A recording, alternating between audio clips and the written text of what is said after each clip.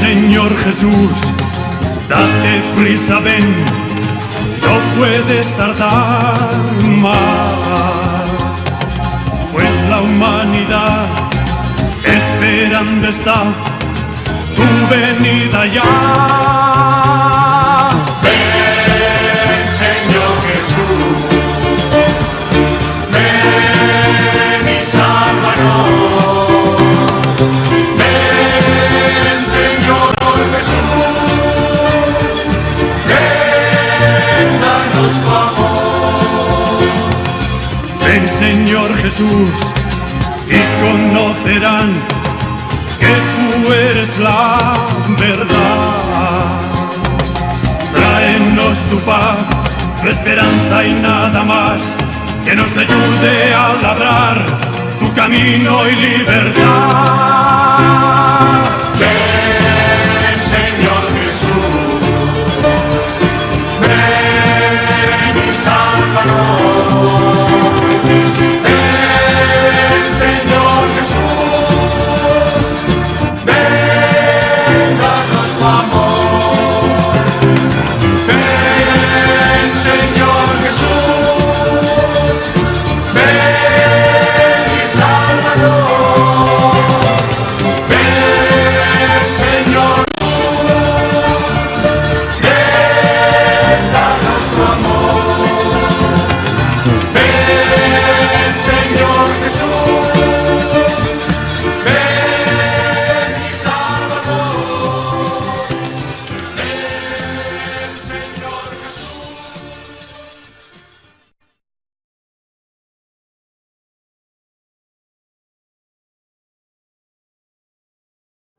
El Señor esté con ustedes. Lectura del Santo Evangelio según San Mateo. En aquel tiempo Jesús dijo a sus discípulos: no todo el que me diga Señor, Señor, entrará en el reino de los cielos, sino el que cumpla la voluntad de mi Padre que está en los cielos. El que escucha estas palabras mías y las pone en práctica, se parece a un hombre prudente que edificó su casa sobre roca. Vino la lluvia, bajaron las crecientes, se desataron los vientos y dieron contra aquella casa, pero no se cayó, porque estaba construida sobre roca. El que escucha estas palabras mías y no las pone en práctica, se parece a un hombre imprudente que edificó su casa sobre arena. Vino la lluvia, bajaron las crecientes, se desataron los vientos, dieron contra aquella casa y la arrasaron completamente. Palabra del Señor. ¿Gustan sentarse un momento?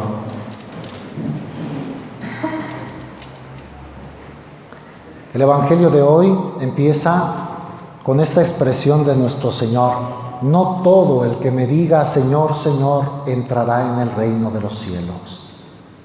O sea, no basta darle culto, no basta alabarlo, cantarle, orar, acordarnos de Él.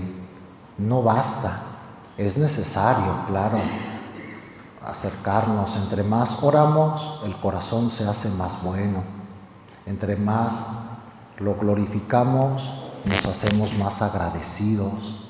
Entre más lo alabamos, nos hacemos dignos de recibir dones y gracias. O sea, la oración nos atrae el amor de Dios, su presencia en nosotros. Pero no basta el culto, no basta la oración. Dice nuestro Señor, completa la frase: sino el que cumpla la voluntad de mi Padre que está en los cielos. ¿Por qué diría eso? Especialmente a los judíos. Los judíos siempre estaban hablando de Yahvé, de la ley de Dios, de sus mandamientos. Iban al templo a ofrecerles sacrificios, pero se les había olvidado que lo importante era la acción. No solo palabras, sino acción. Obras son amores y no buenas razones, dice un dicho español. En un matrimonio, ¿de qué sirve que el hombre le esté diciendo a su esposa: te amo mucho, cuánto te quiero, pero luego la haga sufrir? luego no la entienda, no la perdone, no la ayude. Conocemos esos casos, o alguna mamá muy cariñosa con sus hijos, en palabras nada más. Cuánto quiero a mis hijos, son buenos, pero luego no los atienden, no los escuchan, no les dan de comer bien, no los llevan bien a donde tengan que ir cuando son pequeños, no se interesan por sus problemas, los ignoran. ¿De qué les sirven las palabras? Obras son amores. En el caso de nuestro Señor también nos recuerda una verdad importante. Es en la acción de todos los días. Es cumplir lo que a Dios le gusta, lo que nos va a salvar. Y dice nuestro Señor, usando como su estilo imágenes que todos entendemos, especialmente pues la gente de su tiempo. En su tiempo había pues casas construidas firmemente y casas construidas así como por encima nada más. Y dice nuestro Señor, el que escucha mis palabras y las pone en práctica se parece a un hombre prudente que edificó su casa sobre roca. No se movía para nada. Vinieron las crecientes y no le hicieron daño. Bajaron las tormentas, se desataron los vientos, dieron contra aquella casa, pero no se cayó. Esos son los que están haciendo la voluntad de Dios, están firmes. Pueden resistir cualquier prueba, pueden superar cualquier tentación, cualquier sufrimiento. Está firme. ¿Qué tanto estaremos firmes nosotros? La clave nos la da hoy el Señor. Escuchar su palabra y ponerla en práctica. En cambio dice, el que escucha, sí escuchan, estas palabras mías, pero no las pone en práctica, nosotros podemos asemejarnos a este hombre. Es como un hombre imprudente que edificó su casa sobre arena.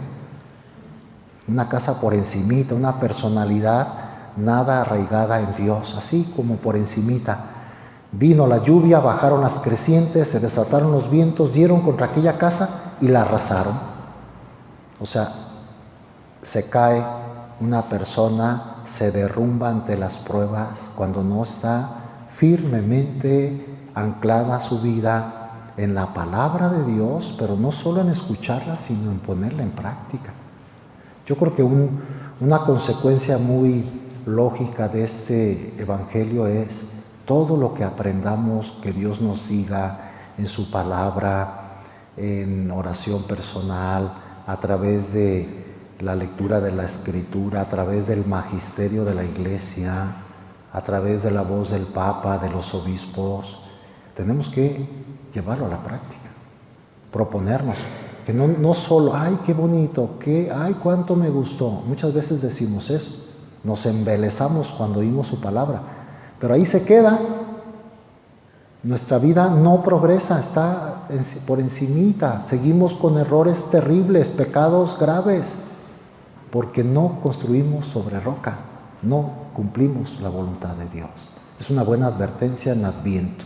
Recuerden que estamos en Adviento, tiempo de conversión, tiempo de preparar el corazón para la venida de Jesús en la Navidad, haciendo el esfuerzo por cumplir su voluntad, dar pasitos. Este Adviento Dios espera algo de nosotros, que no pasen los días y los tiempos litúrgicos y nosotros igual o peor, la casa sobre arena, una religiosidad superficial, a la mejor vida de piedad, pero no vida virtuosa. Que Dios nos ayude. Hoy le pedimos a San Nicolás, quiero recordar a este santo obispo, hoy en su día, 6 de diciembre, él nació en una provincia, lo que es actualmente Turquía.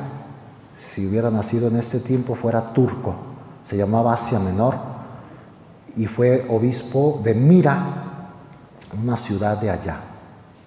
Y como obispo pues se distinguió sobre todo por la caridad con los más necesitados. Es célebre un milagro de San Nicolás, o más que milagro, una obra de caridad. Hizo muchos milagros también, pero una obra de caridad fue que un hombre tenía 3 hijas, esto lo cuentan como algo pues histórico.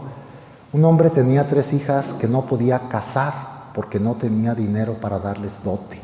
Antes las mujeres iban con dote al matrimonio y las que no tenían dote, una aportación, no se podían casar. Este hombre era tan pobre, solo, con 3 hijas. ¿Y qué hizo San Nicolás?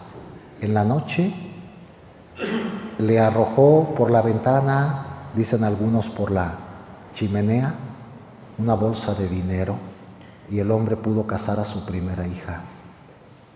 No supo de dónde. Alguien me trajo dinero, que se case mi hija la mayor. A los pocos días, otra bolsa de dinero, casó a la segunda hija y luego a la tercera. Y también le añaden que llevaba regalos a los niños, sobre todo pobres. De ahí que la figura de Santa Claus está basada un poco en esta historia de, que sí es cierto, de San Nicolás. Era caritativo y era un gran defensor de la fe en tiempos en que había herejías como el arrianismo, que negaba la divinidad de Jesucristo. Decían que Jesucristo, nuestro Señor, no era Dios, sino una criatura, la más excelente de todas las criaturas, pero es una criatura, no es Dios, no es de la misma naturaleza del Padre. Fue un tiempo de mucha discusión y San Nicolás defendió la fe de Nicea. Su provincia de Mira no se contaminó. Llegaba un hereje y él defendía la fe, sobre todo con su predicación. Tanto que asistió al concilio de Nicea. El concilio de Nicea es el que aclaró, 325, en Nicea, en esa misma Turquía de ahora. El concilio de Nicea aclaró que Jesucristo es lo que rezamos los domingos. Creo en un solo Señor Jesucristo, Hijo único de Dios, nacido del Padre antes de todos los siglos, Dios de Dios, luz de luz, Dios verdadero de Dios verdadero, engendrado, no creado, de la misma naturaleza del Padre. Este símbolo de Nicea lo suscribió San Nicolás. Está su firma. Entre los 300 obispos que fueron a Nicea está la firma, Nicolaus, obispo de Mira. Por eso sabemos que es cierto esto, está hasta su firma en las actas del concilio de Nicea. Es más, esto ya es parte de leyenda. Algunos añaden que se enfrentó a Arrio. Arrio era el sacerdote que provocó la herejía, era un sacerdote de Alejandría. El gran hereje Arrio estuvo en el concilio de Nicea y casi todos votaron contra él y suscribieron el símbolo de Nicea. Pues algunos dicen, parte de la leyenda, que Nicolás lo enfrenta a Arrio y le echa en cara: ¿por qué niegas tú y por qué has promovido esta herejía? Y que le dan una bofetada, como para decir, era tan apasionado por Cristo que a los enemigos de Cristo, a los que querían corromper la fe, se les enfrenta. Luego estuvo encarcelado por defender la fe y allí fue donde pues un milagro lo salvó. También no sabemos si sea del todo verdad, pero se dice eso en las biografías, que nuestro Señor y la Santísima Virgen se aparecieron a San Nicolás, lo liberaron de la cárcel y lo llevaron de regreso a su sede episcopal. Y se cuentan, como digo, muchos milagros de él en vida. Hasta que muere, lo sepultan allí en su tierra y años después, tengo incluso aquí el año, en el año 1087, él muere en el siglo IV, 600 años después, unos marineros italianos se roban su cuerpo, su reliquia, y se la traen. Eran de Bari, en Italia, orillas del mar, en el sur de Italia. Se traen sus reliquias hasta Bari y ahí le construyen una basílica muy grande. Entonces Bari es el centro de culto más importante de San Nicolás. Por eso se le llama también San Nicolás de Bari, pero él no ni conoció Bari en vida, él no salió de Turquía, pero ahí están sus reliquias. Y es una basílica. Yo ya tuve el gozo, el privilegio de ir a la basílica de Bari, impresionante. No sé si haya muchas de ese tipo, pero yo no conozco otra. Es una basílica que la parte de arriba, como normal, es de católicos. Ahí entramos los católicos, se celebra la Eucaristía, los sacramentos, pero tiene un piso de abajo, y en el piso de abajo entran los ortodoxos, mujeres tapadas, sacerdotes, con largas barbas, vestidos de negro, siempre atendiendo a los fieles ortodoxos. O sea, en la misma basílica van de dos confesiones de fe, los católicos y los ortodoxos. Y abajo, detrás de una reja, está el cuerpo, no incorrupto, su esqueleto, pues, sus restos mortales de San Nicolás. Es un esqueleto revestido como obispo y toda la gente que va, pues van a venerarlo. Es de los santos más venerados en el mundo. Después de la Virgen, es del santo que más esculturas, imágenes se han hecho. Y en todas las lenguas hay personas que se llaman Nicolás. En algunos países es incluso el patrono. Es muy venerado. Como un dato, si ustedes no lo saben, en Guadalajara hace años se construyó un templo en honor de San Nicolás. Y es muy, muy invocado. Se celebra los lunes y la gente que quiere obtener algo de Dios confía mucho en la intercesión de San Nicolás. Sobre todo, le han atribuido aquí en la ciudad el trabajo. Cuando alguien busca trabajo, van los lunes. No digo que esté del todo bien, a veces no van a misa el domingo, que es de obligación, pero sí van el lunes como un poco de interés que San Nicolás les haga el milagro. Eso ya solo Dios lo puede juzgar de cada uno. Nosotros celebramos el Día del Señor los domingos. Si por devoción extra van los lunes, pero que no sea solo y nada más mientras me concede el milagro, ya después ya me olvido. Creo que podemos utilizar esa parte de nuestra fe a veces sin mucho sentido, pues. Pero bueno, se le venera, se le invoca, especialmente los lunes, en el centro de la ciudad desde hace años, en un templo dedicado a Nuestra Señora del Pilar, se venera también todos los lunes a San Nicolás. Y hay pueblos llamados San Nicolás, les comparto, yo fui párroco de una parroquia de San Nicolás.